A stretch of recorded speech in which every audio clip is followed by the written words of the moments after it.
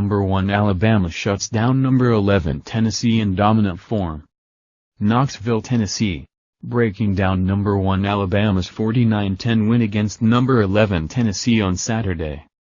The big picture, behind a dominant defense, new-look Alabama continues to roll, handing Tennessee its worst loss in this series in 110 years, a 51-0 Bama win in 1906. The Crimson Tide's offense, a whole lot of hurry-up no-huddle spread orchestrated by freshman quarterback Jalen Hurts, is different and dangerous. But the full, devastating effects of Nick Saban's evolution are found on defense. To counter the sweeping offensive change in college football, Alabama has gradually rebuilt from those hulking squads of years into this year's bunch. They're still big, but they're leaner and faster, maybe, than Saban has ever had. And now, the defense isn't content to tackle, they also score.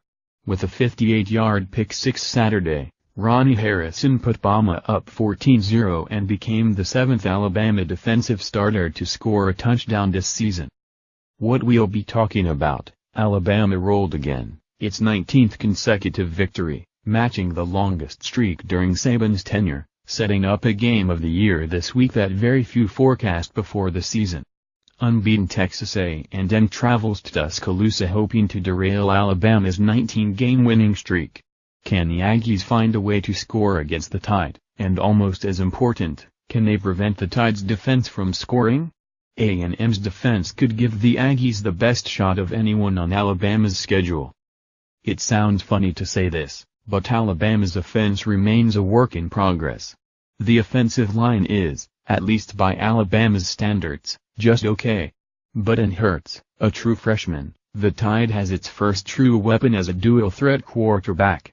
With that defense as a backstop, and a scoring machine, too, the Tide offense swings and sometimes misses, and then crushes a ball out of the park. See Bo Scarborough's 85-yard touchdown run as an example.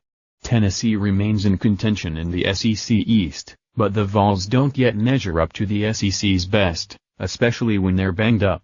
They could conceivably get another shot at Alabama in the SEC championship game. Key play. Late in the first quarter, Alabama scored a defensive touchdown. Of course. Trailing 7-0, Tennessee was threatening. On 3rd and 7 from the Alabama 37, Joshua Dobbs tried to throw a screen pass to running back Jalen Hurts, who was wrapped up by Bama linebacker Reuben Foster. As a result, the pass was easily picked off by free safety Ronnie Harrison, who had a clear path 58 yards into the end zone for a 14-0 lead. Harrison is one of 7 Alabama defensive starters with a touchdown this season. Key stat, Harrison's interception return was the Crimson Tide's 10th non-offensive touchdown of the season. Early in the fourth quarter, Eddie Jackson returned a punt 79 yards for another touchdown, the Tide's 11th non-offensive TD. That's more than Bama scored last year, which was the most in Saban's tenure at Alabama. Look at it this way, Alabama's defense and special teams outscored Tennessee 14-10. Breakout player, he's hardly a new face 7 games into the season. But Alabama quarterback Jalen Hurts continues to break out. He committed 2 first-half turnovers, a sack and fumble that led to a Tennessee touchdown, and his passing game isn't precise. But Hurts' mobility is something Alabama hasn't had under Nick Saban. He finished with 143 yards in the air on 16 of 26 passing and ran for 132 yards and 3 touchdowns.